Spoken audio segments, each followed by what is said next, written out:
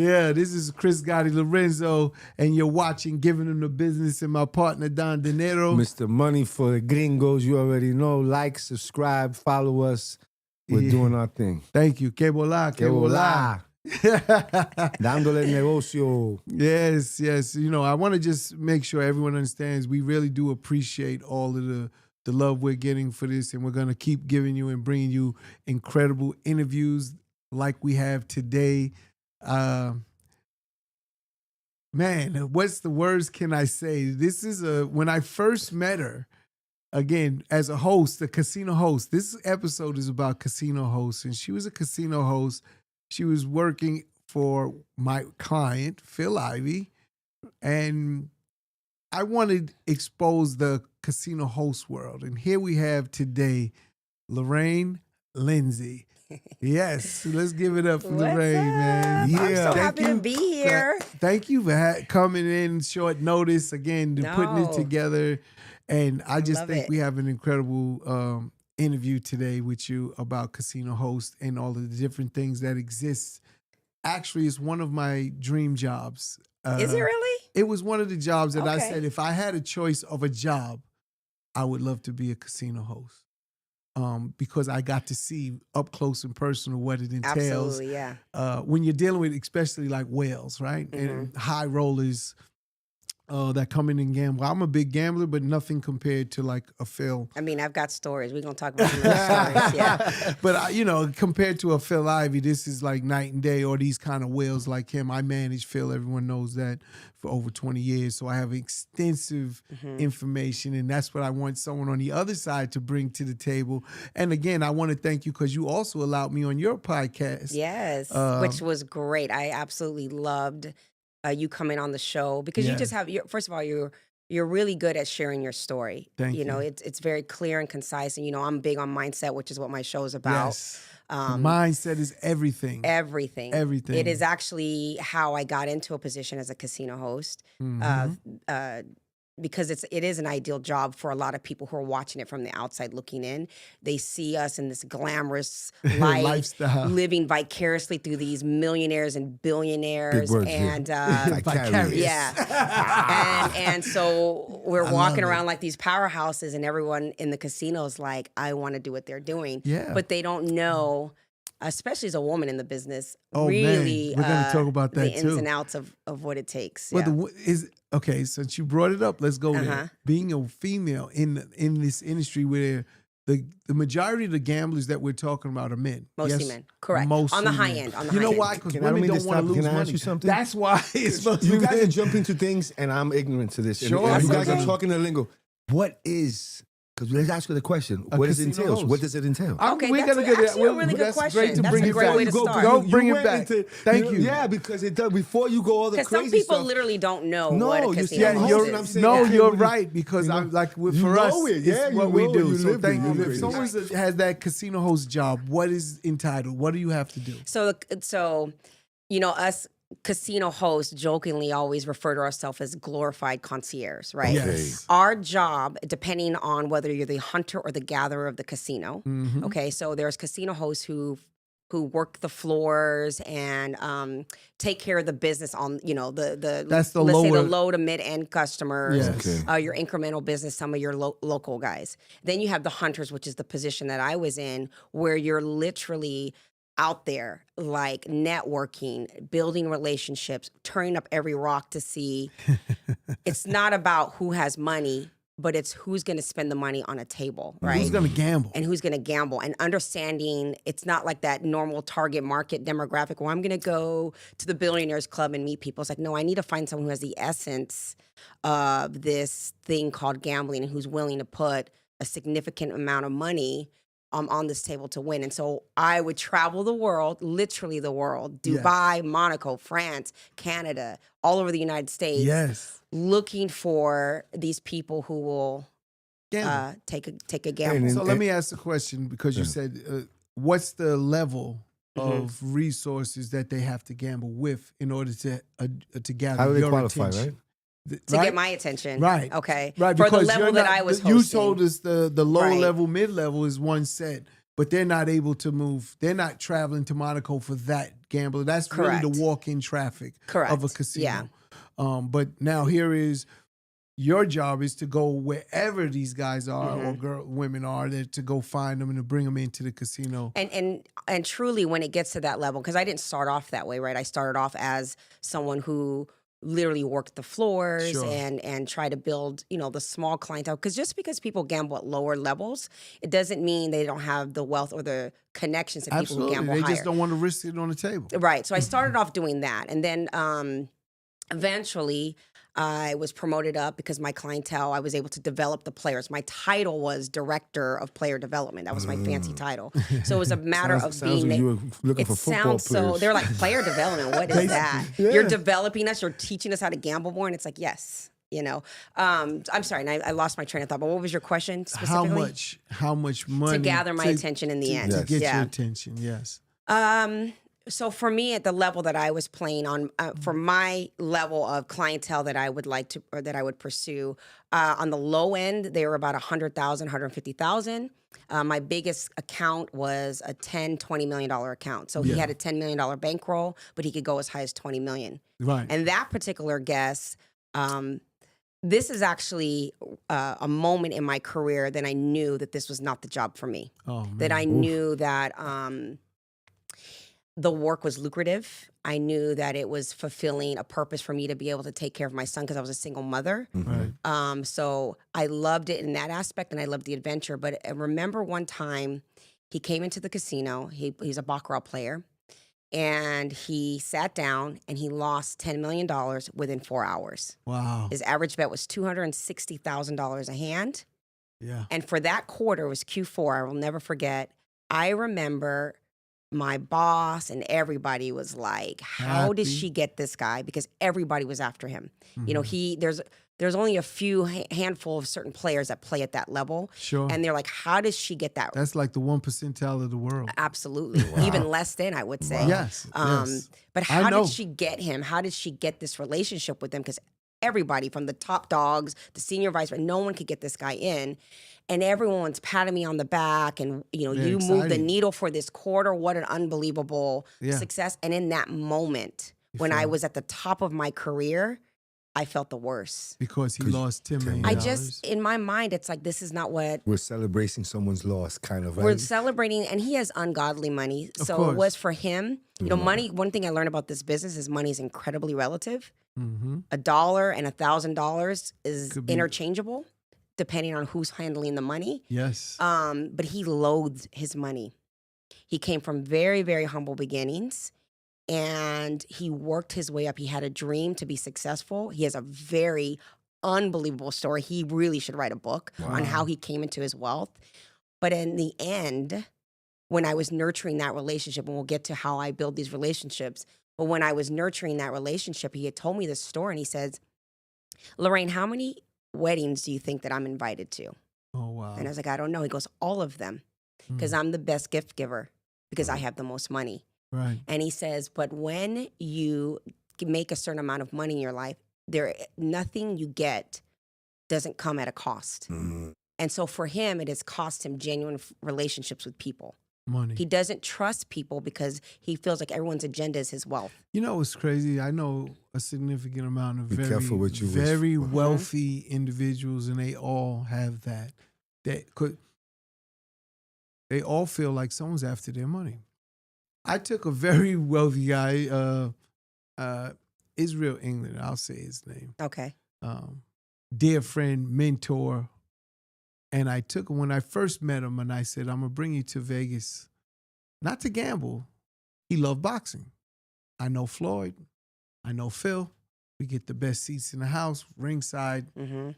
And he's never done ringside. He's very low key. Not because he can't afford it, obviously. He's multi-billion-dollar man. So not about cost. It's just he likes to be low key. Mm-hmm. But he did it for me. And he came in and we watched the fight. I didn't let him pay for anything that weekend. Not because I'm trying to impress him. It's just who I am. If I Right. invite you, I do it. Right. I got him a 2-bedroom suite. We're at the Bellagio. I'm thinking that's great. But, he's a multi-billionaire, not Right. me being very ignorant in a sense. And he sits there, he's like, yeah, this is cute. But it's not what he would normally Right, get. right, But he right. accepted it graciously. And he did the whole weekend with me. We went to nightclubs. I paid for everything. He tells me when the weekend's over, you have to fly back with me. I said, I can't. I got work to do. I'm here with Phil. I got work to do. He's like, no. No, I'm not letting you tell me no. He said, I'll fly you back and then I'll fly you back. Right? We go back to New York Right. and then I'll fly you right back to Vegas. Right. But he made me get on the plane with him and I said, no problem. I'm going to do it.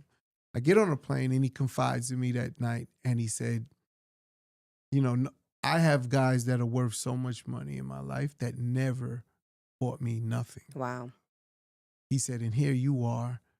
I know you don't have money like they do. He said, and you pay for everything. And I wouldn't let him pay. And he always was ready to pay. And I said, no, this is on me. This is not that. And we had an incredible weekend, but he confided in me and let me know that he really doesn't have friends. They're very lonely, man. Right. A lot of these billionaires And are that very is lonely. 100% accurate. And that is something that I saw quite a bit over the years that I was a host, especially when I was dealing with people with levels of wealth. The trade-off, right, of what it costs truly to be on that level. And again, like I said, this guy, circling back, as he loathed his money. For him to blow $10 million on the table was because he hated the wealth. Right. He hated what wealth has done to him. Correct. Mindset. Right. Mindset of the Exactly. people around him. I And get the it. thing is, and when I say he hated his wealth, he doesn't hate the journey and the importance of money. Sure. But again, he didn't realize the lonely space that it would create from, and it goes on all levels, right? From women to, and with this guy, he's in his 60s, a young man, he had money for a while, for a very long period of time, and again, just seemed like always loved the attention or he was a little bit like on the needy side even, so, but it was, that was that moment in my career where I was like, this is not moving my soul. It's very, I understand that completely because I felt that not with him, but with others that are in that same space. And, it was a learning lesson for me in the sense I don't have their wealth. I'm not broke, but I don't have their wealth. And at the end of the day, I deal with very low level people all the time, regular, but we're great. I'm not trying to say anything. You just don't have money. So there's always a need or want. And I had to learn how to actually talk to them so I don't feel that energy that they do.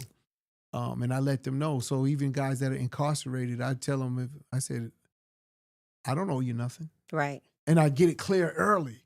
And that was so helpful for me. So a lot of them may not know how to actually talk to the people around them to make them so they're comfortable with their own wealth and don't have to worry about the pressures that come with that wealth. Right. But that's what I did. I did that early, and I mean, I recommend that.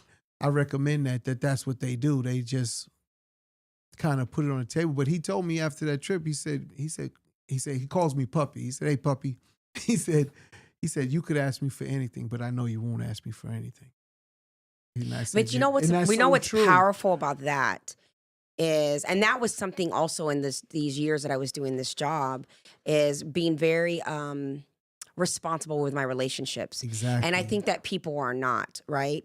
I know that they have, we talked off camera about respect, that they have a level of respect for me and that I have a level of respect for them, that if there were ever a moment in time where I came to them for something because I've respected who they are and have never taken advantage of that relationship, that if they knew I came to them and they knew, okay, she has my ear. Yes. And that's something that's super important when you're talking about being networking and being a resource and having resources in your life. It's like you have to really nurture those relationships and really respect them.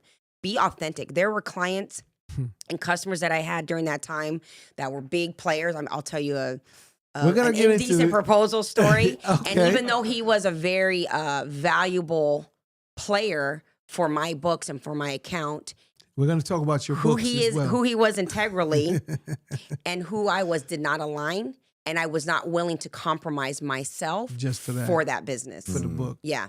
because you have Yeah. to think abundant versus scarcity. Sure. And so when I was doing that job, which I recently burned the boats in the casino world, moved on. But when I was doing that job, that was something that was always at the forefront. No matter what, I always have to have a sense of self and no compromise in my integrity. The business will be there and it'll be with the right people. So something that I never told anyone Uh-huh. again is I said I would love to be a casino host. Okay. I technically was for a run. What? With me, Like and an independent? independent. Okay. I didn't work for a casino. Okay. Like you was with a big casino. Yeah. But I wasn't with a Bellagio or any of these guys. I was an independent rep. Okay. But I did it through somebody, so I'm technically working with him. kinda- yeah. we did it for Phil.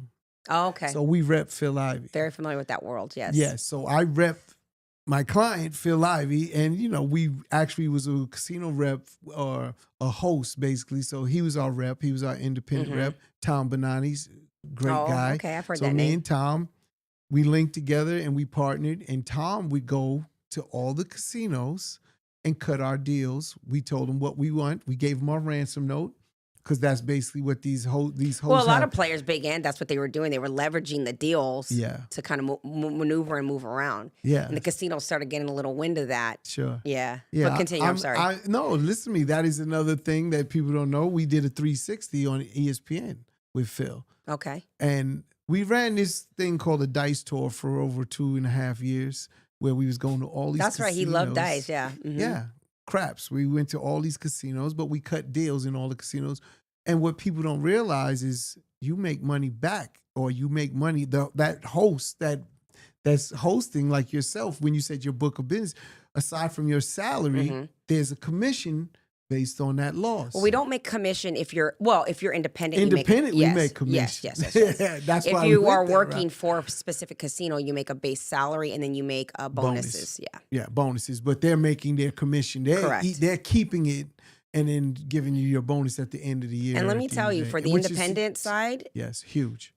they've cut back a lot. The casinos are really trying to kind of Cheap. move away from that. Yeah. But man, those But- guys were killing it in Oh, commissions. we killed it for Yeah. those 2.5 years. That's no Yeah, denying absolutely. that. Again, and this was with just one client, which was Phil, and because he gambled, and again, he's a $1 million player, and then you demand things, and that's what we're gonna go into Okay. as the player when he has this host.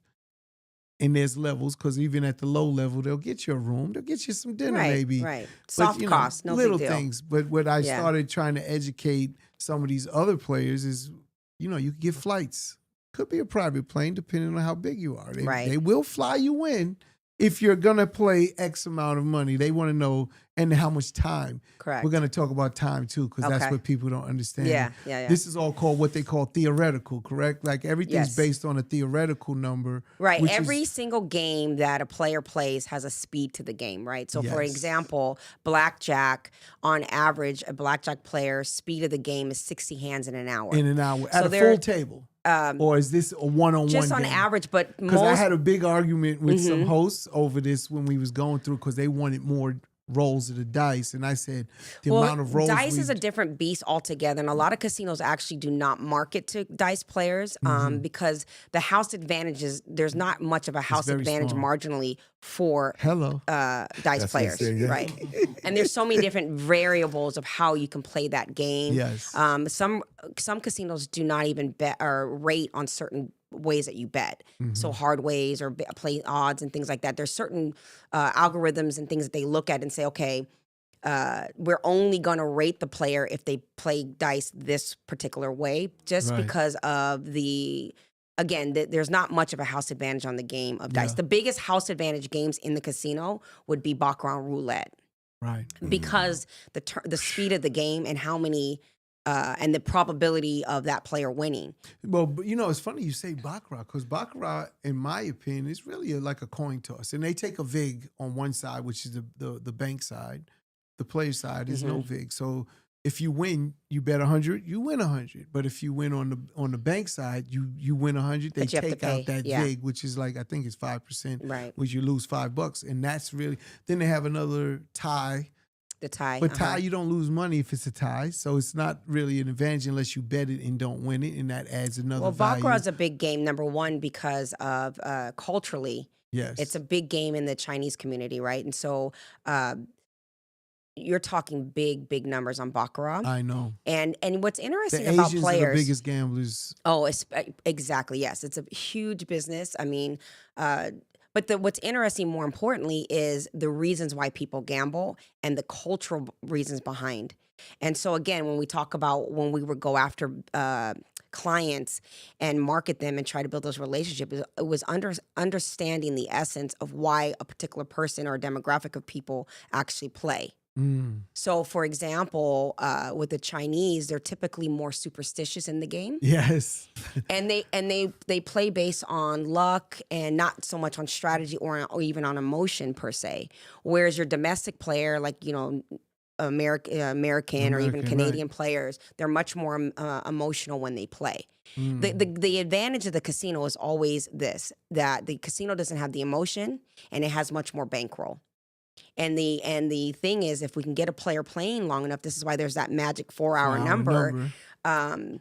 Usually people don't have emotional control. They get really tied in emotionally, and then they start making poor choices, and that's how they start to lose their money. And that's why you feed them all that liquor. No, no, we don't do that. No, the more liquor, the best, the better the bad decisions. I know there's No, a that's case. actually true. And That There how is the a case. casino's the There only was a place to case. smoke cigarettes anywhere. Yeah, The well, only not building. smoking. They want you to have whatever vice you have. Yeah. They have non-smoking tables too, so it goes both ways. They do. But there was a case that the guy was talking about the liquor he consumed is why he lost all his money. He was trying to claw back. Yeah, I remember that. I remember that. Yeah. But Yeah. you know, there's so many different things. Again, I like to constantly educate some of these players also, and Right. the audience that might be listening that are gambling. But we also used to get discounts, Okay. which is if we lost $1 million, he only had to pay $800,000, a 20% discount on loss.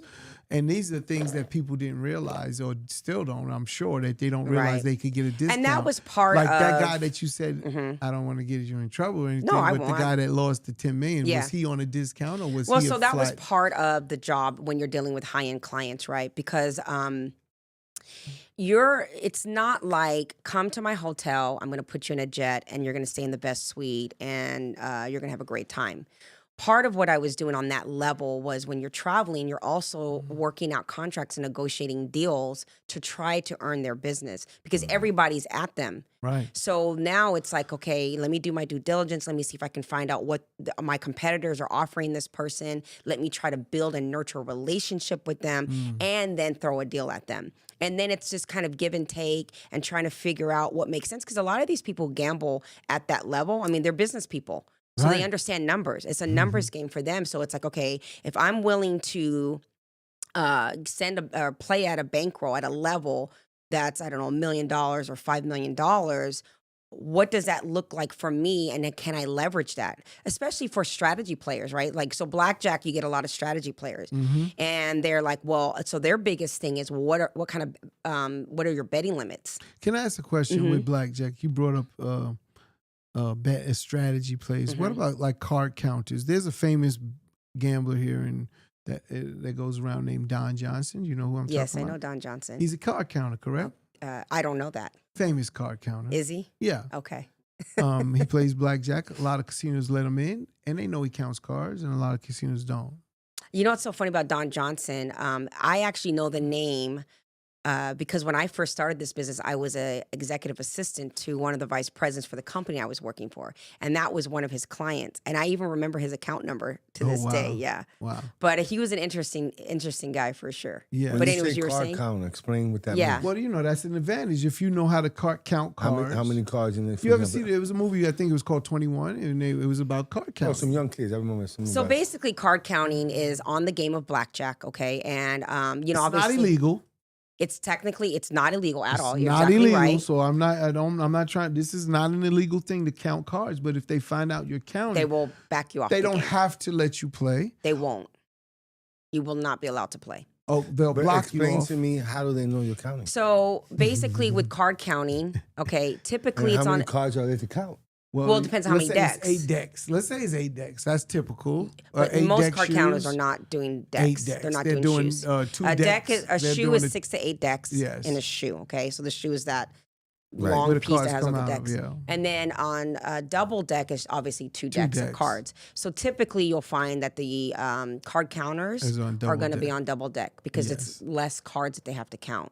Right. And a lot of them do like a plus and minus system. So when a card comes out, they'll do like a plus 10 if it's a 10, call it. And then they'll, when the next card comes out, they'll do a subtract and minus. And then they can come up with probabilities of what the next card is going to be. and bet according to that. And right. And they make But a bigger bet because they sounds think like the a 10 is strategy coming. to It me. is a strategy. I'm assuming everyone's counting cards. How else are they betting?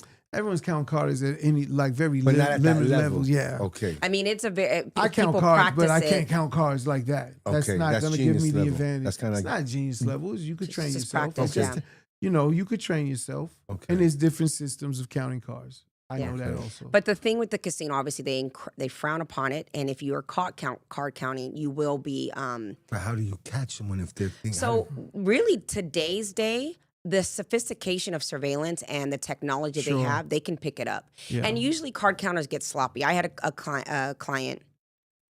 And he was a hell of a player, man. I hated to lose the account, but he was a really, really nice man. Very aggressive blackjack player. And he was counting cards, but he got sloppy and he got greedy, right? Now, I didn't know that he was counting Greed. cards because I'm not sitting there babysitting him at the table. But ultimately what happened is they caught that he was counting and they backed him off the game. So he Sure. could come in the casino, he could play, but he could not play blackjack any Blackjack. longer.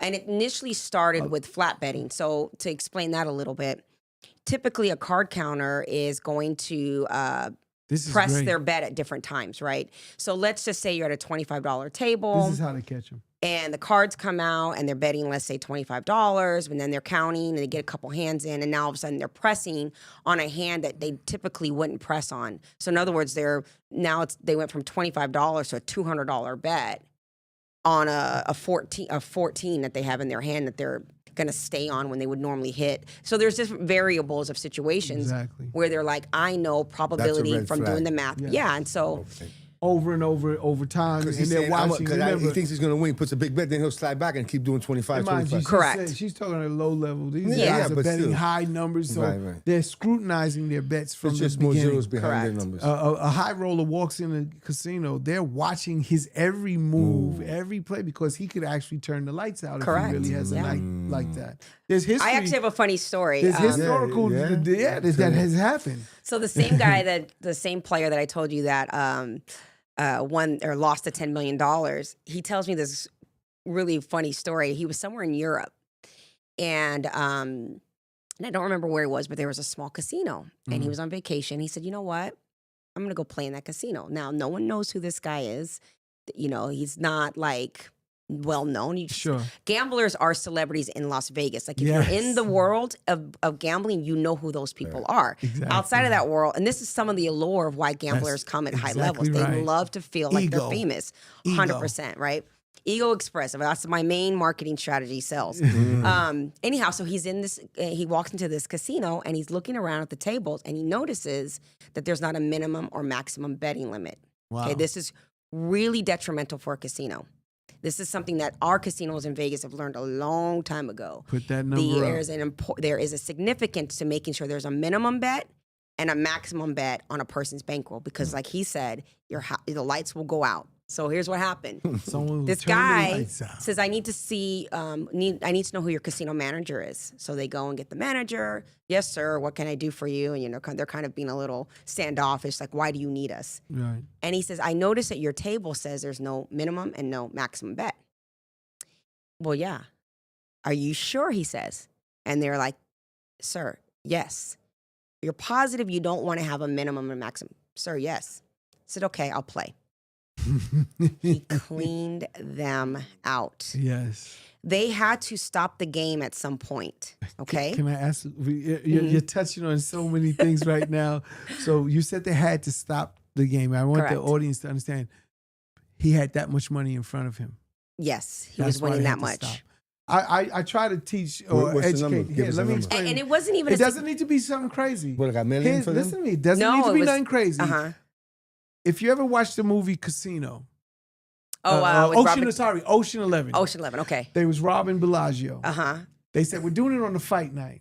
They're going to have $180 million in the building. It's not that they're thinking they're going to need $180 million, but if a high roller comes in and wins $200 million or $180 million, they have to have that money in the building To pay him. To pay To them. pay. Correct. And that's probably what he did. So that's why they stopped it, because they don't have the money Money to in pay the him. building to pay him. They can pay him what he has right there, but and they- that's it. Well, no. I mean, And what then he he has might in went front of past him are that. chips, right? Yes. Right. They have to be able to convert that to money. cash. So when they Correct. seen that he already had all And So the he's chips- at this amount, and they stopped the game. And they said, and at this point, everyone in this little casino is watching, who is this man that just stepped in? I love it. And he said, they go to and he says, you want me to stop? And he says, sir, the manager pulled him aside, we are unable to fulfill all of that money.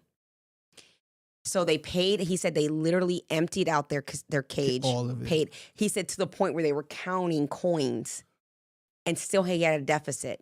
They asked him if he could come back in 2 days so they could pay him the And rest the of the money, rest. but they shut the casino down for 2 days because of that. Now That was a valuable lesson now for that hold on. casino. Let me I ask said, another question. okay, because I was like, this is did so you not feel crazy. bad? Those people didn't work for 2 days. Yes. He's like, nope, that's a lesson they needed to learn. Did he could have sued them if he chose to. For him, It didn't mean Okay, right here in Vegas, I believe it was just the thrill I of the believe story for there's- him. I Yeah. know, but he could have actually got equity of that casino. Again, cases of that happening when these casinos don't have the money. They'll either get closed down. There's so many rules and regulations in Vegas. You said this was somewhere else. So Yeah, I in don't Europe. know. It was in Europe. So it was in Europe about Yeah. theirs. But I know in America, if they don't have that money, the player could impose all types of penalties. But on you them. know that doesn't happen. I mean, we're talking in Vegas. That's something of the wild, wild west, if Back- you will, right? back in That's the like day. the Now mob they're- days or but, whatever. you know, now they Nowadays, know that. and you'll know it as a player. If you're a high level player, there's only certain casinos you're going to go to because those casinos are that they can handle, they can facilitate I those have a levels of story. bankrolls, right? There are literally casinos that started taking in high action and realized, okay, we can't take the high action because at the end of the day, it's very glamorous to have those high end players, but they're not overall incredibly profitable Right. for the casino because marginally, if you're discounting their money like you were talking about earlier, and you're constantly paying them and you're discounting, when they win, they're not saying, okay, here's your discount. right. Right. And so if you're giving them these really rich deals, and some of these deals are very, very rich, money up front, et cetera, it Yeah, could be we very used to get all of costly. it. And you'll start to see trends in casinos if you go and you're a gambler yourself, where you used to get these deals if you're high end and you're like, now they're not giving me these deals or they're not giving me these kind of discounts. I mean, I remember when I first started in this business, we would buy crazy watches and cars, and their ladies would get these and crazy shopping sprees, and it was just like there was no such thing as no if it was the right If player. they're coming in and playing. And now they started scaling back and saying, all right, we just want the slot players who will sit down, play their machine all day, maybe go to the coffee shop to take a break and come back and they're because still getting the big guys because they're gamblers. They're Yeah. gonna Yesterday come when we in. walked into that one little rinky dink spot, wasn't nothing crazy. I'm like, Everyone's in there. it's 11 at night. when you look at like the Seminole, like in Hollywood, Florida, I Yes. used to go to that property quite a bit when I was doing my job, and it was just great to network there. And the emphasis on the slot players, they have no dice tables there at all, right? Yeah. And they had this emphasis on slots, and I was like, God, this is really this is where the money's at for the casino. Yeah. Because slot players will just play, and they're low maintenance. They don't really ask for much. And because a slot payout is $10.99, you have to pay and all that stuff, there isn't this conversation about discounting anything. It's like you win, you lose kind of That's thing. it. There's there's always going And to it's be very, exceptions. I mean, they're literally on that machine. They're like robots. What's the average? Is there a number to the average time a slot player sits there? Oh my goodness. I had a player once. She was a slot player and she was great. We as casino hosts love the big high rolling slot players because to give you some texture, let's say I have $100,000, $150,000 solid slot player. And we're not talking video poker or Keno. We're talking the reels, the lines and the multi-lines, that kind of a player. $150,000 slot player is equivalent to my $500,000 player with much less costs because theoretically they just drive the numbers. The allure to the big table players is the casino loves to see the drop of the casino. They want to see that this player came in and they took action because that casino, that drop is good for the numbers. They want to see that money drop. Sure. Yeah, regardless of the outcome, because over time, if the player plays the right way, average bet, time played, and what have you, the house will eventually win. Yes. So it's not Can't beat the house. And the in time. misconception, especially with casinos, a lot of players think, oh, the host wants me to lose my money. And that's not necessarily true. We want you to put in the time because we're looked at by the time played more than we are The win or lose, profit the or loss. Yeah. Mm. Yeah. But why is that? Why the time place is so important? Time because you can't beat the game. In time, you the cannot longer beat they the game. sit there, the The game, house will every win. game in a casino is designed to beat you. You cannot beat the game. That's why they're looking for someone cheating or taking advantage because that's the only way they'll beat the Right. game. Really, the only way to beat a game is in short periods of time. And if that's the case, the hosts don't want to comp you anything or give you Correct. nothing. If you don't put the you're not time putting in, forget it. You're not on the Yeah. table enough. I try to explain this to my brother all the time. Yeah. You got to take the thing is, the casino looks at it like this. If you want me as a host, or this is how I would look at it, let me speak for myself. If I'm going to take care of you and set up all of these accommodations and do all these things and get you in the casino and give you money even and work this deal out, you have to give me a fair shot of your money or don't bug me about the deal. Right. Right? If you just want to go in and play and do your thing, then don't ask for complimentaries or anything like that. Just go do your thing. But it's a yin and yang. It's like, this is a business. And so if I'm going to work with you, I'm going to tell you what I can do for you, and I will go to the end of the earth to get that done for you because I want a customer. They would say there's hosts who are hosts for the casino, and then there's the host that's the host for the player. I was always a player's host because I really cared about the well-being of the customer at the time. And I also really cared that they were getting a fair deal. But they had to be fair in return. You have to give me a fair shot at the bankroll. Sure. Because this is why I'm giving you these incentives. Right. Yeah. I'm telling you, the host world, I love all of these things. And it's so exciting again at the time. And like you said, these cutbacks have now came into place Yeah. where they're not giving out as much and everything. Well, casinos are more corporate, right? They Yes. have, they have their own IPOs. They have stockholders and shareholders and things like that. And these people are looking at numbers. That's it. And it's like, Bottom line. yeah. And players are, and they don't care, nor And there's should more they. access to What is- casinos everywhere now. Oh, casinos are growing. Connecticut Yeah, and- sure. And that's another big issue too, right? It's like to get a player in today is very different than when I first started out in my career. Harder or easier? It's a lot harder. Okay. Because number one of the biggest problems, in my opinion, is that the responsibility of the casinos and giving out, extending credit to players. So I'll give you an example of a player that I had who I had built such a great relationship with this guy, and he was such a good man. He was a good family guy. He had a thriving business, but he had a problem, And the biggest problem with him is that he started off with a bankroll. It was $250,000. And he could afford that bankroll. When he filled out his credit application, the question is, what amount are you requesting? And the emphasis is whatever amount you are requesting, you have to be comfortable losing that amount of money. Now, the casino that I worked for, I felt like we were almost frustratingly responsible. And so we always did a lot of due diligence and things like that. So we tried our best not to overextend people for credit, right? Now, the players don't want to hear that. Now, the problem is our competitor, he would go over there to play with the competitor, and the competitor had multiple properties.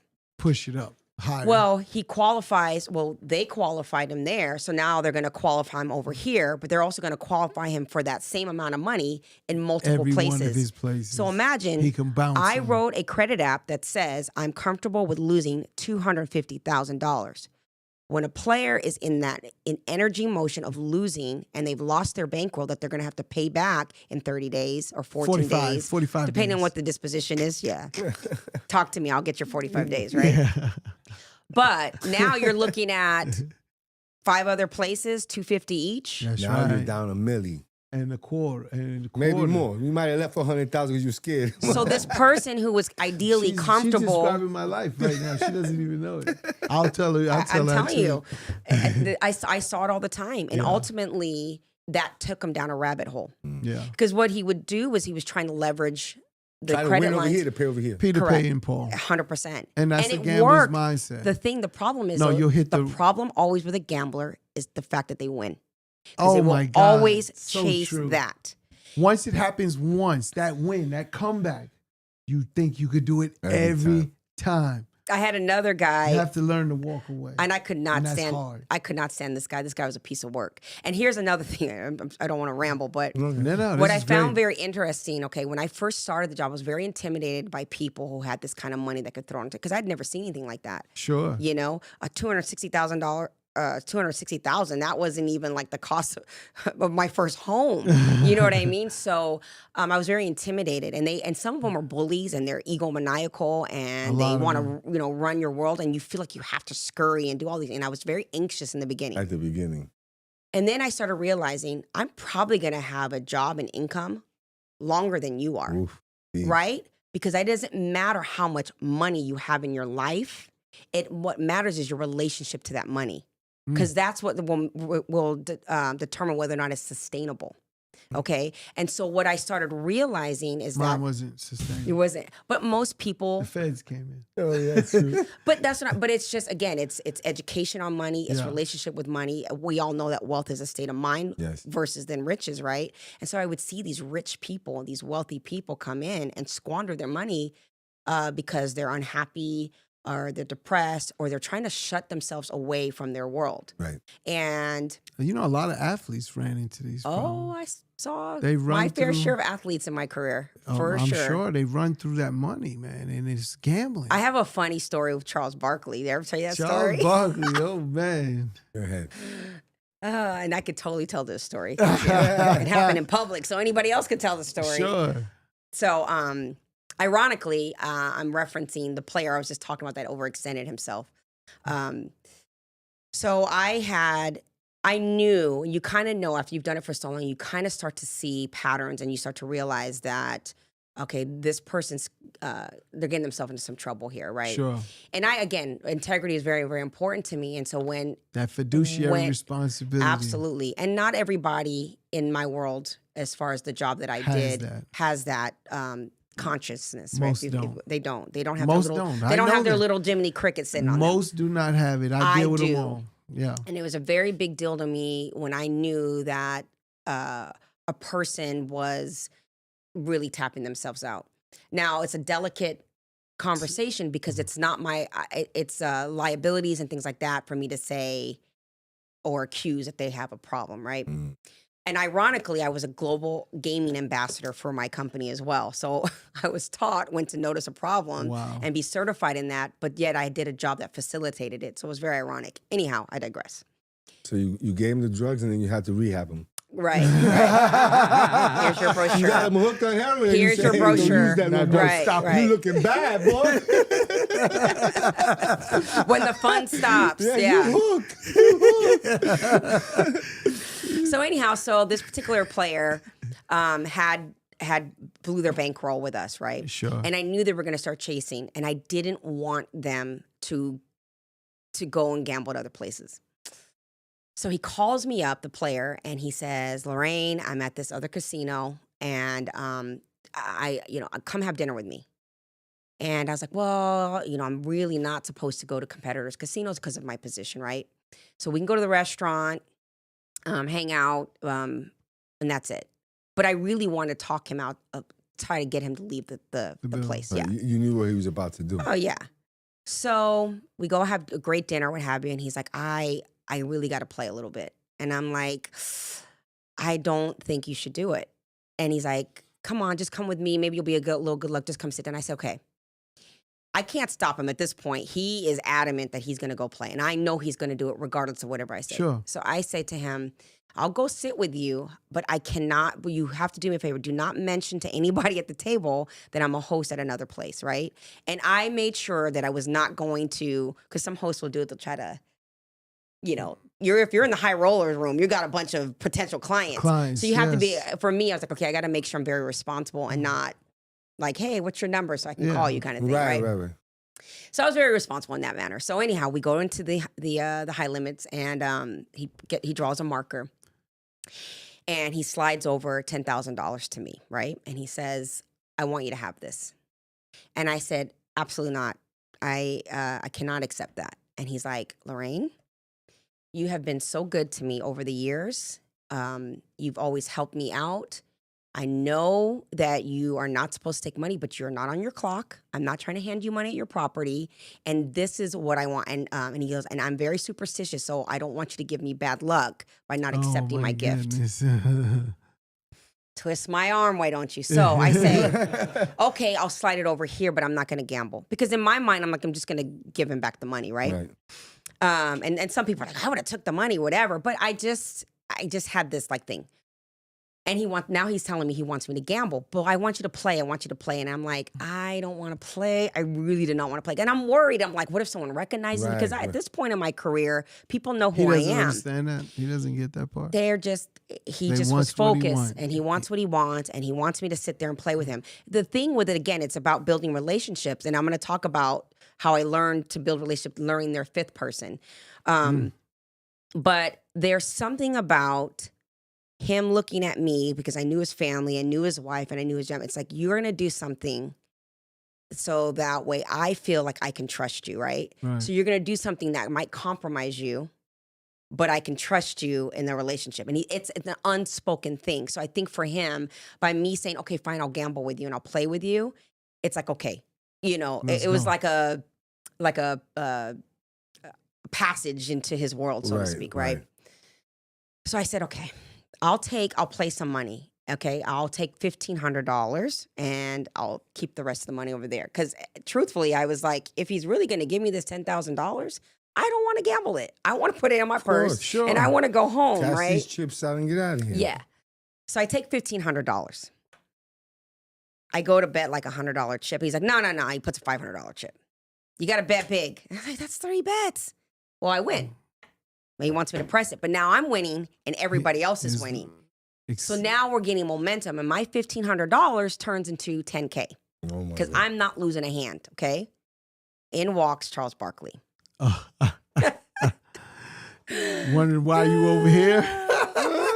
No, and I don't know Charles Barkley. Okay, I hadn't had I knew he was a player and things like that, but he was never an account of mine. I never met him or anything like that. So he has no idea who I am. Right. All he knows is there's a lady playing blackjack, which you don't normally see women at high roller tables and blackjack. I was going to get to that next, like how many And so it's me, one woman, and 2 men on each side, right? So he walks in and he's like, hey, little lady, do you mind if I get in? And of course, my customer and the other gentleman are so excited to see that it's freaking Charles Barkley. And I am too. I'm like, oh my God, this is Charles Barkley. He literally starts taking my chips and betting my hands for me. But he's going stack and stack. And I'm like, okay, I'm going to give him back that money, but I'm going to keep this money, right? And he's betting it down and he's losing every single hand. And I'm thinking to myself, I know he has a reserve game behind me because I pay attention to the room, right? There's a reserve game. That's got to be his reserve table. And if he loses my money, I'm going to bet that he's a good guy and he's going to pay me back, right? You're talking about Barkley. Barkley. Wow. Because right there. And so, but everyone's excited because even though he's losing my hands, they're winning. Plus they're playing with Charles Barkley. Right. So they're excited. It's not really my money, but I'm just kind of like cringing. And then he gets on this run. And he couldn't lose a hand. So he brought me back $10,000 plus another $10K. So now I got $20,000 off the $1,500. And I'm thinking, okay, I won't feel guilty about keeping, this is winnings. This is not his actual money. He gets all his money back, right? Anyways, long story short, Barkley goes, is this good? You happy? And I'm like, yeah, they're all excited. He goes and plays this game. The player ended up losing. Oh, God. He was up probably $300,000 from in addition to his bankroll of $250. So he's $550 up or $300 up plus he's got his money. So he can go pay his other marker and walk away with some cash. And he just could not stop. Yeah.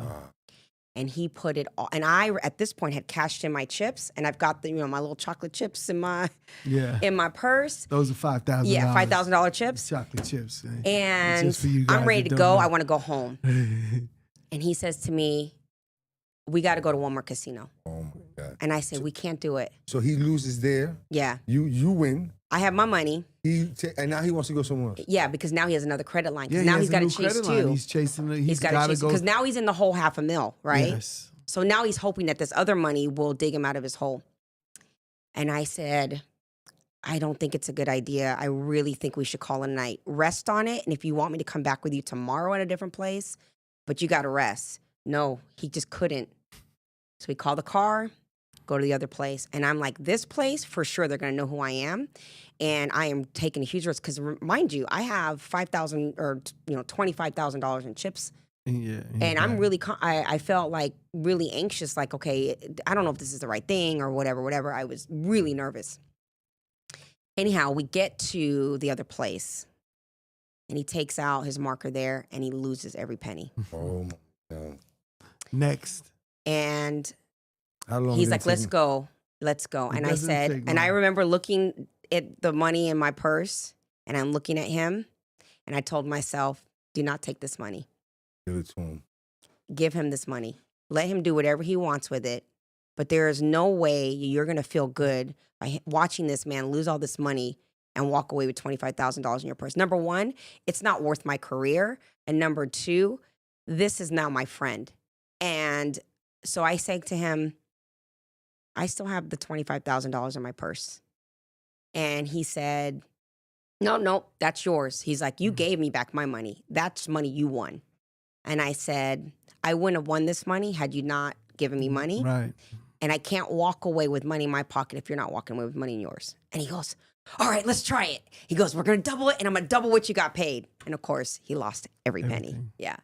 And I remember going home because Oh, in my mind, yes, I had yeah. already spent that money. I knew where I was going to put it and everything. Yeah. I remember driving home, It's got to be something. tail 'cause between my legs, and I you was don't like, see any women gamblers like that. Like, "Oh, they're out there. the Oh. major women gamblers, right? Oh, they're out there for sure. Wow. Oh, absolutely. Different games sometimes, but there's some heavy hitting blackjack women out there too now. Get women, lady gamblers. I have seen that. I just don't see. It's so rare. Yeah, It's really. it's not as is. common, but I've seen women, particularly in slots, and you can lose a lot of money in slots. That's where I seen them in slots. Yeah, Actually, that's yeah. where I see them. They sit there and play big in slots. Yeah, Man. So with being again dealing with like these high rollers, let's get into some of their demands of what they want. Like when Oh, they my Lord. come in. do Like you give me really? some. Just again, give me some of the most I'll give you one of the craziest. outlandish. Yeah, one of your craziest Okay. clients and demands. Because I could give you some with Phil that but Phil wasn't crazy. He would just maybe say, "We lost," let's say, and he was like, "I want some of that Screaming Eagle. Bring that wine that Yeah. costs whatever. And bring It's it funny in." you say about the wine. I had a customer. He's an A-list celebrity, very, very famous person, very private, and we were taking care of him. And I would get frustrated sometimes with dealing with this. And at the time, I had a partnership. It was good cop, bad cop. It was myself and this other girl. And I'm the dark hair, brown eye, and she was the blonde, blue eye, right? And so we would hit the road, and she was very bubbly and friendly, and I was Yeah. the closer, right? Yeah. We double whammy them, and it was easier as a woman to travel with I'm sure in pairs. that conversation is just Yeah. easier. So anyhow, we have this customer, like I said, very famous person, and he had a bankroll because he has the money to have the bankroll and the notoriety, but he didn't play to the level of his bankroll, but he had a demand like he played to that level. And because of who he was, I felt that we would go above and beyond. But the problem with that was my bottom line, because I'm a businesswoman, right? And so Sure. it was like, he is not profitable to us, even for me to make my production numbers and to make my bonuses. He puts us at a deficit because of how we take care of him. But he was cool, and it was cool to be in his company, right? So on this particular day, he would order like this spread of food, and but it would always be him, and he was kind of a very like lonely kind of person. And he always asked really thought-provoking questions, so you could tell he's very intelligent. But he would call us up, and say, "Where you guys at? Come up to the suite. I want to talk to you guys." So on this particular day, he's winning money, I don't know, like $300,000, $400,000. But his costs again are like, whew. Yeah. And he calls the butler and he says, bring over this particular bottle of wine. And he brings the wine, he shows us the label, and it's got this beautiful label, and he starts to tell us all the details of this wine. And I'm in the back of my mind, I'm like, how much? Because we're paying for this. How much does this wine cost? And he says, so I ask him and I go, well, it's a good year and that's a good vineyard. How much is that bottle of wine? Out of curiosity, right? And he's like, $6,000. Pops the cork. Yeah. $2,000 for me, $2,000 for you, and $2,000 for you. That's right. I pick up the glass. Cheers. It wasn't even that good. Yeah. But yeah, so funny stories like that. And I'm sorry, I didn't mean to cut you off, but when you No, said that, that it was reminded me. it. That So wasn't some cutting you demands, off. okay? No, Listen, yeah, demands. That's, I've had customers ask me, where can I get my 8-ball? Of course, girls are always the thing. I always Girls. have to give my, not always, but a lot of my customers, listen, do me a favor tonight when you're hanging out and you see a really attractive girl that wouldn't normally like you, and she comes with another girl, please, before you go up to the room to do what I know you're going to do, put all your shit in the safe. Oh, man. Because she's going to drug you and she's going to rob you. Yes. That is what's going to happen. That's what And they how many do. times does that happen with my guys? And I'd be like, didn't Over I and tell over, you? Over and over. What So are you we going to do, dealt- call the police? With Murder Inc., we dealt with a lot of that just being on the road. So we would always have the keys to the artist's room to make sure. That they lock their Just stuff to away. make, just to people make get sure. sloppy. So we was really careful with that. So that, but I could only imagine with these casinos. So even when we was running around with the casinos, we would have the girls that would actually, they was very slick. They would say they need to get a key to the room. Mm-hmm. Let's say we're in a villa and then you put their name on the room and now Right. they have access to order and get whatever. They Yep. would go to the shops and buy hundreds of thousands of dollars of clothes. And charge to the suite. Charge it right Yep. to the room. Yep. And it's getting written off. And then we had to make an adjustment for that, because these are all the things these professionals out here in Vegas, this is what they... Well, one thing I've learned, and I don't mean it with all due respect, but when, they say women have PMS and I say men do too, right? But there's this power, money, and sex. And when they get caught up That's in deep. that, right? When they get caught up in that world, they actually really think that most of these women just like them. Oh, my God. It's like They only like you for the night. she is drop dead gorgeous because men and women are smitten for different reasons. They fall in love for different reasons. I always say this, like men fall in love with women they are attracted to and women become attracted to the men that they love. So if a man sees a woman who's young and aesthetically stunning and he even knows what she's about, they get so stupid. Yes. It's funny. and a lot of women know, It's sad. It's so bad. especially in Believe me. Vegas. The ladies know. Yeah, know? I mean, I think a lot of those men haven't had experience with women, let's say, or understanding women. They've been so busy creating money or creating wealth, stuck in these offices or whatever they're doing, that when Right. they get a little bit of time, That's why they have basketball wives on TV. That's 100%. No, that's exactly right. These, know- I tell these players, I said, if you only knew who you were, you wouldn't have did what you did. But, that's a whole nother story. Oh, You yeah. would understand it better. Yeah, no. And a lot of them, coming out of college, I mean, from an athlete's perspective, but she probably deals with guys that are athletes, and some of them high rollers aren't athletes. They're just businessmen at Yeah, the they same just time. made money. And Yeah. they just Successful. they don't know how to interact with women, bottom line. So If you- she if you- also- Well, yeah. Imagine you were nerdy or geeky, or you just had no game whatsoever. like a lot of them So do. I'm not. Let's exclude athletes and celebrities for a Right, second, because right. girls they just love them just to love them, Yeah, right? yeah, yeah. The But we're music, talking the about athletes. these CEOs and these big tech guys and things A like little that. nerdy. And they just never had game. And Never. now they're on a table and the girls are walking around and they see this big bet and that's an opportunity for them, right?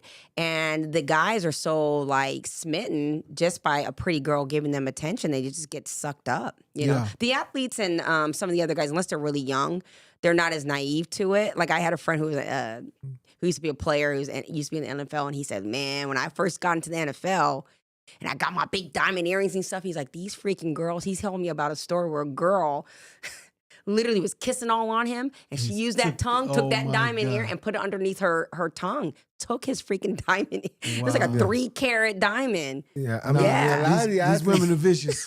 see, a lot of the athletes, though, I a lot love of it. a lot of the athletes in college, they kind of ran through, like they went. So what happens is in our world, when you're in the rap world, it's kind of hard. You always have your guard up because you know what the gold digger. You know, we're a little bit more right. Like our thing is a little bit different. Like we kind of purposely know what we're doing. Right. Not taking advantage, but say, we know you want money, just hang out with us, pop bottles, blah, blah, blah. The next day you leave in the hotel, whatever happens. But girls, after a while, Yeah. they've gotten hip to that, so it's depending on who you're preying on, right? Some guys, they'll be like, get out of here with that. You ain't, Right. you come to the, so how many times Listen, you come we in want to believe that that, we're that guy. exactly. But the celebrity and the No matter athlete, what, we wanna that world believe. is different as Even- far it as doesn't why the matter. women When you want say than it those is. girls, Yeah.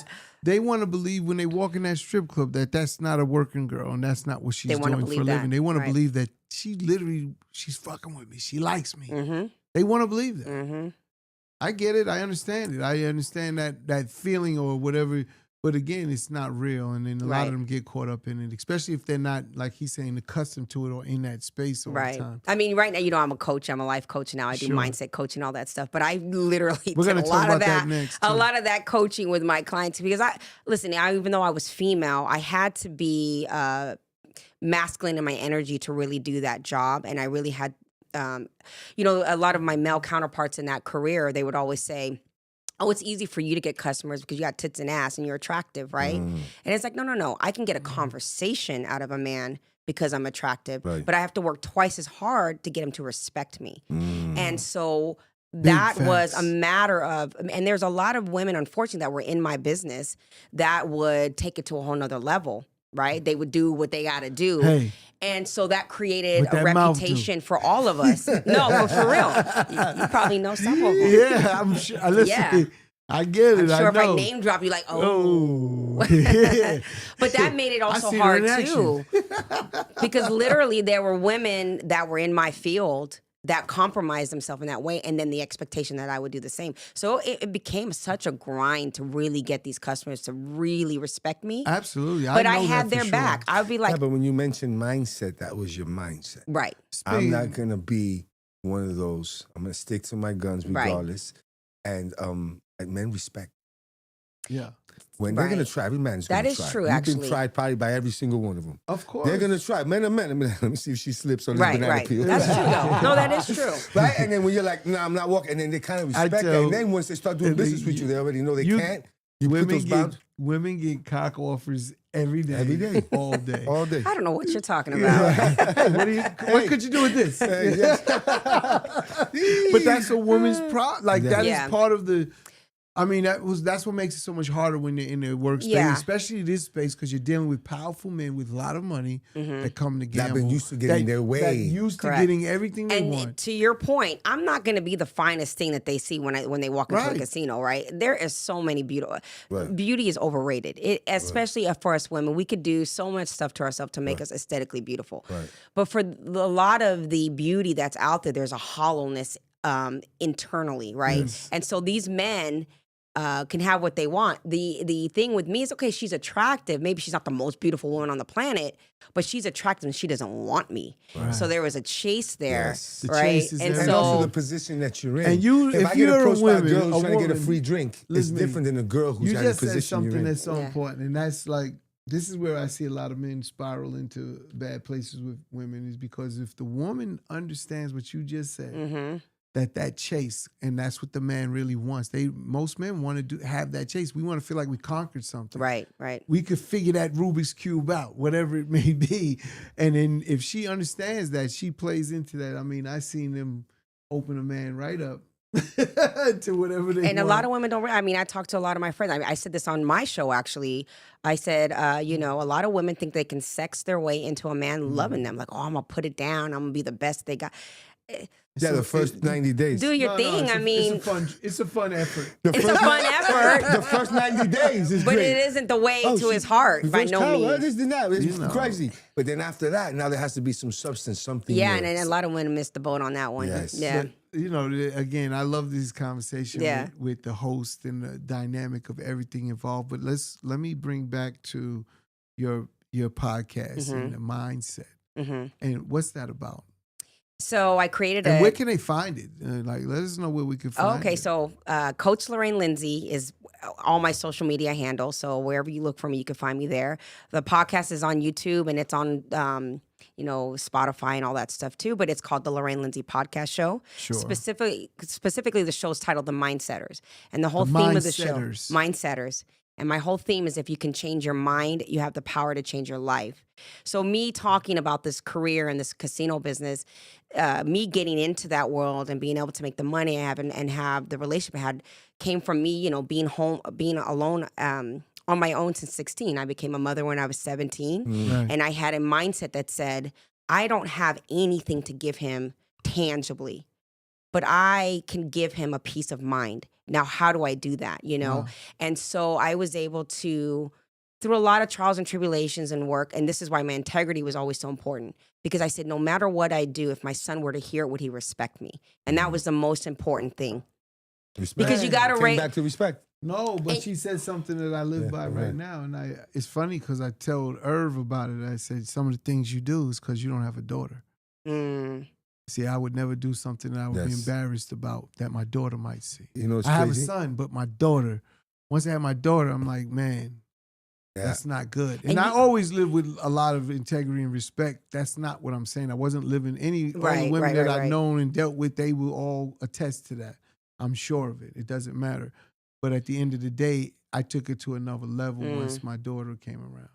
And I made sure of that. So you just said Yeah. that with my son, and I'm like, wow, that's how I look at And you know it. what also, if I may piggyback to that real quick, and I'm No, sorry go to ahead. interrupt you.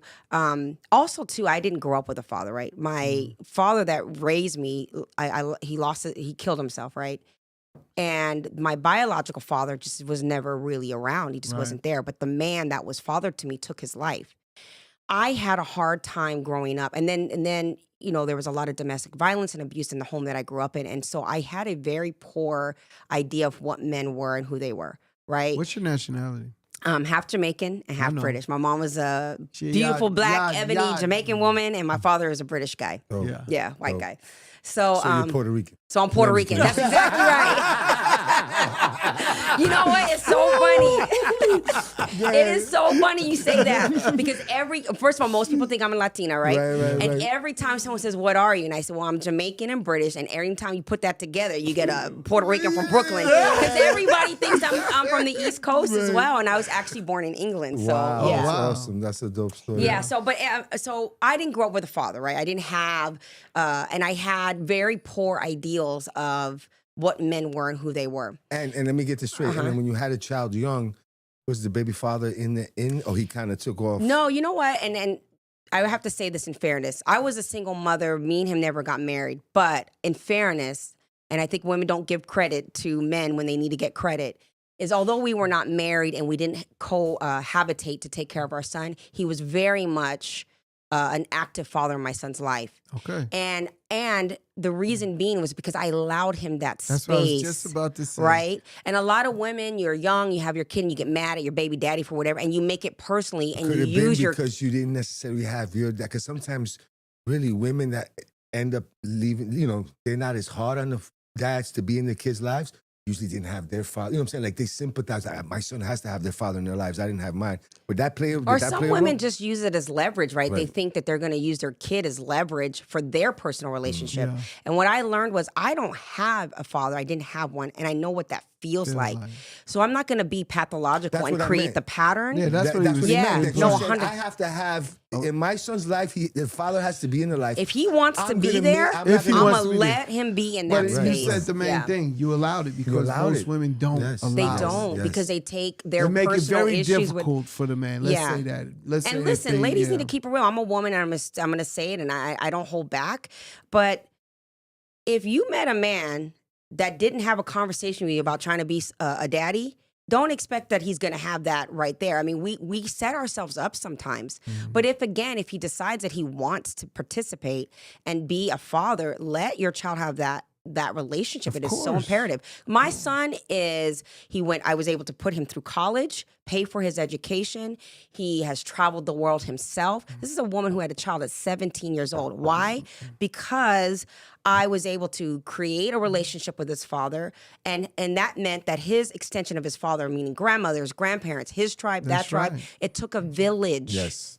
And I had to set aside my indifferences with that man so I could have a bigger village for my son. Absolutely. And as a result, by the grace of God, I have a young man who has a good head on his shoulder, a young black man, Yes. and who is thriving. As a matter of fact, he's got a nice little job in New York. He's living in the financial district, 25 years old. Oh, Hey, nice. baby. So, Awesome. anyhow, I'm long-winded answer, but I was saying that also part of me having a son, it was a gift, because what I had to learn, and this is why the integrity and who I was so important, because my son was the first young man in my life to say, in order for me to believe in men, despite what I grew up with and despite what I learned, I have to raise one. Mm. And part of me raising a really good man is he has to be able to feel like he can respect his mother Okay. and the choices she makes. So I will work hard for him, but I will work hard with integrity. Mm. And so even though I got these great jobs in these casinos, I was never going to compromise Your integrity. my integrity for my son. and yeah. even when no one was watching, you wasn't willing, because you probably could have done it. No one would find out. Oh, so I was going to tell you guys about my indecent proposal. Okay, yeah, let's listen to that. I'll tell that real And quick. I'm sure there's always an Something. indecent proposal Yes. story in Vegas. This was a good one. So I'll make it really quick because I tend to be a little long-winded. I get very passionate about this stuff. Anyhow, so big account. Okay, it was a $2 million account. My partner and I worked really hard. She was doing the front end work to really close this deal. So we finally closed the deal. Okay, we get him in this beautiful jet, fly him out, make the deal. We're giving him a shit ton of money up front to come in and gamble in our casino. Meet him out. His beautiful wife comes down and she's just drop dead gorgeous, and he's just blah, right? I say that for a reason. At the time, I was doing all this training and stuff like that, so I was competing and everything. So I'm in like the best shape of my life, and he's like, "Wow, you're gorgeous. You're in incredible shape. Maybe I could hire you to train my wife." Blah blah blah. Anyways, we get him to the casino. Immediately, he goes straight to the table. Now, this is the ideal situation when you're a host, because you do this deal, you work all this stuff, And right away. you get them there, and now you're crossing your fingers and saying, every bit of money I gave him, every deal, every He's begging gonna and put pleading on my the boss, table, not are they shopping gonna out. are they gonna gamble? Right. And he does what Right we away. love. So my partner and I are happy. We go up to the restaurant, open a bottle of wine. He's happy, everything's good, and then we get a phone call. Uh-oh. He's livid. He's angry. Get down here right now. Oh my God, what's going on? The guy is a blackjack player, okay? And he is a strategy player. Now, when he plays a shoe, again, 6 to 8 decks, and he likes to cut the cards short. What that means is when they say cut the deck, he cuts it Yes. really less than a deck. Now, most casinos will not allow you to do that because there is an advantage to that, right? If you get a good run on a shoe. Mm. I didn't know that. That's Yes. good to know. So some players will negotiate certain little idiosyncrasies such as that, okay? Some people are superstitious and some people know the advantage in cutting a deck short. What happened is when he started gambling and he was betting his big bet, I think his average bet was maybe 30,000 a hand or 40,000 a hand, he was cutting the deck short and they stopped the game, okay? Now, he was okay with that because he knows the rules. Now, gamblers are very, especially when they're playing at that level, they're very savvy and they're always looking for a way for you to mess up, right? They know It's- what's going on. Yes. So they said, "Sir, we have to stop the game. We don't believe you can cut that way." And he goes, "Well, call your boss and double check if I can cut the deck like this. If the answer is no, I have no problem. I'll cut it better." So he stopped the game. They made some phone calls and they let him continue. Okay. He goes with his wife to dinner, comes back from dinner. At this point, he's up $500,000. And they tell him, "We just got a hold of our boss and you can't cut the deck that way anymore." So now we get the call. Mm. No one had called myself or my partner to say that this situation was even happening. Going on. Yeah. We should have been informed right away. From the door. In fairness to this customer, he's livid and saying, "I gave them a fair opportunity to make the calls and determine whether or not I could do this. Now, if I was losing $500,000, They would wouldn't we be say having the shit. same conversation?" Absolutely He's got a not. valid argument. So now and he's like, "Fire the jet up. I'm leaving." I'm out. So now he's gonna take his money plus the money we gave he's him out. and leave. Wow. And we gotta fly him But back we're home. still waiting for that indecent Proposal. proposal. I'm leaving with a cliffhanger. I'm a Yeah, storyteller. it's okay. So now we're begging, pleading. Where our boss is like, you got to try to get him to play. We gave him too much money. We got to get this guy to fire. Like, we got to. We messed up though. So now my partner and I are trying to nurture this relationship. We take him to this lavish dinner. He is popping bottles of Cristal like it's Fiji water, okay? And I'm like, we're paying for that too. And he's pouring them, and he's just berating us about the game, and we're listening. He's got his like little doctor bag that has the $100,000 that we gave to him in cash, Yes. sitting there. Fire the jet up. I want to leave. So we're like, we can't start the jet till tomorrow. Hopefully, sleep on it and like whatever. He goes, I need you guys to get the butlers, come up to my suite. We go up to his suite, and he's got this big, 10,000 square foot suite. And my partner, she's the bubbly one. So she's drinking the bubbly and being bubbly while I'm trying to, and she's, nurturing the with the wife and things business. while I'm trying to convince this guy. Okay. So he looks over at me, looks me up and down, looks over at his wife, and he says, and let me mind you, he's a very heavy set guy, okay? My partner goes to grab a piece of bread from the table at the restaurant, and he smacks her hand. I don't like fat women. Please don't eat that bread in front of me. Oh my God. He was such a One of pig. those guys. Oh my God, yeah. So, Money, something else. man, I tell you. So, and he was, I'll tell you that. I'll tell you anyway. All fair. Yeah. So he looks at his wife, he looks at me, and he says, God, you're so beautiful. You can take this briefcase full of this $100,000, tell your friend to go, and just make out with my wife, and the money's yours. And I started laughing. I said, Was you laughing while you was kissing his wife?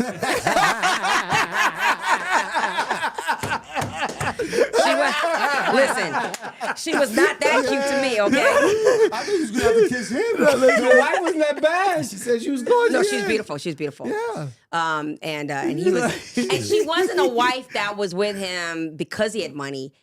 She had been with him since they were like 14, 15 years Oh, old. wow. Yeah. So the money had kind of enhanced her and made her like, even more gorgeous. But she was a very timid person, right? And he was very disrespectful around her. So I laughed and I was like, yeah, have a good night. Right? And he laughed back at me and he says, I knew that you would say that. He's like, there's so many beautiful women walking around here that would have did it for $500. And he says, but the problem with you is that you're smart, right? And he says, I was hoping that you were a bimbo. Or no, he said, I thought maybe you were a bimbo. I said, no, you were hoping that I was one. And there's a difference, right? And he goes, okay. Clearly I gamble $2-3 million. It means nothing to me. And he goes, but I would love to see your mouth around my fill in the blank. Yeah. I will give you $1 million if you Perform this service. correct. So I still have to kiss your wife? 100,000? Can we just Can we negotiate with the here? same lips with the, Now wait just a minute. You're looking at 1.1. So there's a biggie small story. let's hear it. Y'all about to tell me the story? He said, he says it's a skit on his album. Oh, And well, he's- so I shit after I shit on the Yeah, bitch. so after I shit on the bitch. Oh my God, I remember when I heard that, man. But that's a man's perspective. It's different. I know, but I'm just But saying. that on that album, that was so. That was I remember classic. hearing that. I was Yeah. dying. That bitch asked me to shit on her. He said, Yeah, so after I said, shit what you on- do? He said, so after I shit on the bitch. I gotta do what I gotta do. Oh my goodness, yes, I remember that. Oh my goodness. So Man. he that's- says to me, to show you that I'm serious, I will wire you half the money first. If you come back and whatever, then I'll give you the additional amount.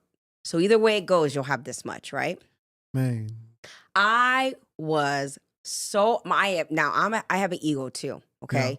And I was like, excuse my language, I was like, fuck you. Yeah. I'll fire the jet up tomorrow. I'm out, right? And he's laughing and he goes, you told me you had a son, right? Wow. Oh, wrong thing you could say to me. Wow. Wow. He says to me, I'm pretty sure your son could use that the money.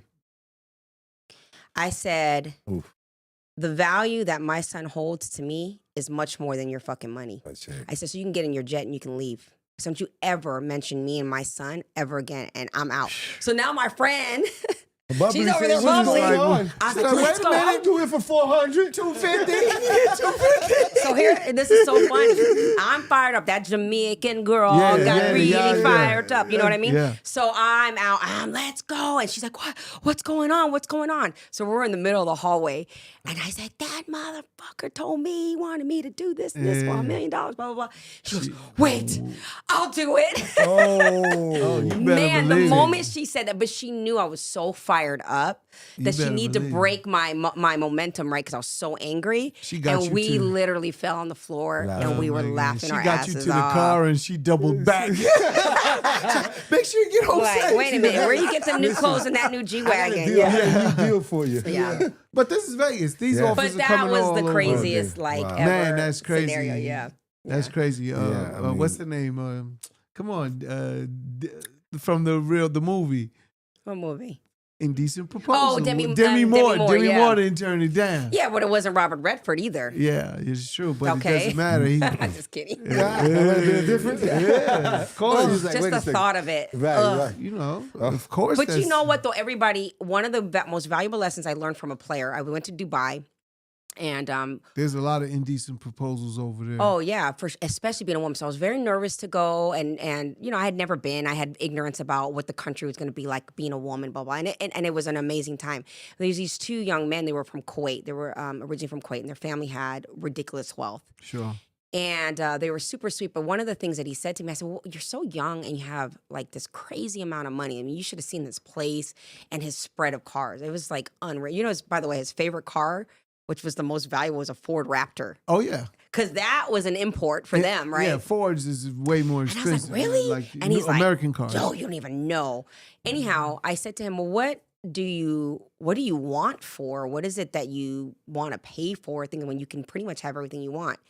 And he says, you're going to, don't judge me for saying this. And he's like, but when you have the kind of money that I do, my family have, you don't pay for things anymore. You pay for people. Mm. And he goes, and everybody has a price tag. And he's like, it's an evil thing. And he's like, and I'm just being honest with you. We'll literally play the game of chess With and put people. price tags on people. I bet you if you pay this person this much money or offer them this much, they'll compromise this. And he goes, and every single time someone has a price point, and I can afford that. And that was like one of those lessons for me that was like, wow. Yeah. Yeah. Yeah, the leverage. I mean, the money. That's But next we do level that. We stuff. do that in the hood. The guy who's got the guy in the project with the Benz, That's it. he gets. You know what I'm saying? Like it's kind of like that. It's money. Money's not the rule of all evil, but definitely it's something that has to do with man. It's well, money just exaggerates or embellishes who you already are. Yeah, money right? and power would let people know who you. If really are. if you're a giving person, you make a ton of money, you'll just give more. Yes. But if you are a person who has bad intentions, you can do more bad intention with money. True. Yeah. Absolutely. But Lorraine, man, Yes. this is a great conversation. Yeah, awesome. Is there anything else you want to touch on before we wrap up? No, I just thank you for the opportunity. Definitely. I'm no longer in that world anymore, but for anybody out there that wants to see what my work is today, I've learned to make money on provision, and now Yes. I'm making and earning my living on purpose. So I have my talk show or my podcast, Mindsetters. I do coaching, life coaching, mindset coaching, and business coaching. So if you look for me, Lorraine Lindsay, Coach Lorraine Lindsay, I also have CoachLorraineLindsay.com is my website. So thank you. Thank you so much for this information and all of the It's stories. enlightening to see we have to, as far as, remember, I'm very touched when it comes to our daughters, right? And it's good to see women who have done it the right way, who have been able to Thank deal you. with these high rollers, with all these men, not compromise who they are. And Very you probably important. didn't eat as good, but you slept like a baby. And we talk about Absolutely. that all the Yeah, time. we talk about that You all know, the the time. key to life, honestly, is peace of mind. Absolutely. My indecent proposals might be different. It's not in the form of cash. It's maybe something else that we'll Mhm. talk off air. But I get indecent proposals offered not from a sexual standpoint, but But from for maybe different doing things. something that compromises my Mm-hmm. integrity or something against someone that I would never do or something like that. And that'll never happen. You have to know who you are, and you always have to be in alignment with that. Yeah. Because the moment you come out of an alignment with that, you will never feel good about self. And like you said, everyone thinks that they have to be happy. No, you have to live a life that you're fulfilled in, We which gotta doesn't sleep- we gotta always sleep equate to good at happiness. night. Right. We gotta. I sleep think good at many night. people look at themselves in the mirror and don't like who that They person don't like is. what they see. Right. And when you sit in the mirror, I'm gonna give you a little jewels here. You're really looking. We're a spirit having a human experience. Absolutely. So when you look in the mirror, you're looking at the spirit. Yeah. And he's looking back at the physical. When you're talking to each other, which you have a conversation with yourself every day. Every move that you make, the hand, the good, ire, the evil. We all have evil and good inside of us. That's why. Absolutely. So you're constantly having that battle with yourself to do the right thing constantly. You did the right thing, but most people are taking the money Right. 10 out of 10 times, Right. especially that kind of money. 9 out of 10. She didn't take it. Right. Can't she's say rare. 10 out of 10. No, but what I mean is the average True. person, it's hard. That's what I mean. But again, it's abundance, right? I could say 99 out of 100. you take Yes. money when you don't think you can make money. True. Yeah. Yeah, but Right? again, when you're in that space, that's it's a hack. When someone can give you $1 million where you don't have to work 2, 3, 4 years, whatever it took you to Right. get there, it's a hack. You might jump, and it's the toughest decision is when they present you an opportunity, and you don't bite because you know you're gonna eat good, but you're not gonna sleep. good. Right. Yeah. And listen, I remember set it off, you know what I mean? And Jada Pinkett compromised herself. If God forbid, my son was in a different situation and it was his health and his life dependent on, Mama might do a lot more stuff that she Of would normally course, do to make sure. Absolutely. Of course. But in that situation, again, I was like, I understand my abundance. I understand my own ability to make money. If I got to make $1 million this way, and I know how smart I am and how much I value myself, if I'm not willing to know that I could do that on my own, then Right. what's the point of even doing it? Because it's not making it that counts. Yes. What really is really fun, every billionaire, every million that I know, their stories of how they got there are much more incredible It's than the amazing. fact that they have the money. Yes. You know? It's the journey. We It's were the saying that journey. yesterday. It It's really the is. journey. Life Yeah. is not a destination; it's a Yes. journey. And you know Yeah. how the movie ends for all of us? Death. We all die. Yep. And if no one hangs a picture of you on the wall, you will never hear. Richest people are in a graveyard. Yeah, but someone has to hang. This is the key of life. You can't take your money, nothing. Look at but Bruce when Lee. you cross over, when you cross over, is someone gonna hang a picture of you on their wall? Mm-hmm. Your son, whoever.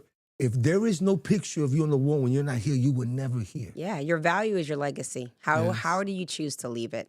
Why do you think they built a bronze statue or something? It's about legacy, definitely. So thank you. But thank you Yeah. again. Thank you. And y'all Man, gotta come on great. my show. Just Definitely. give us the date and time. Yeah. We're pulling up. I would love it. But again, this is Chris Gotti Lorenzo giving them the business podcast. Keep liking, sharing, subscribing. My partner Don You Dinero. already know, Mr. Money for the Gringos. And Today's another signing day. off, man. Thank you.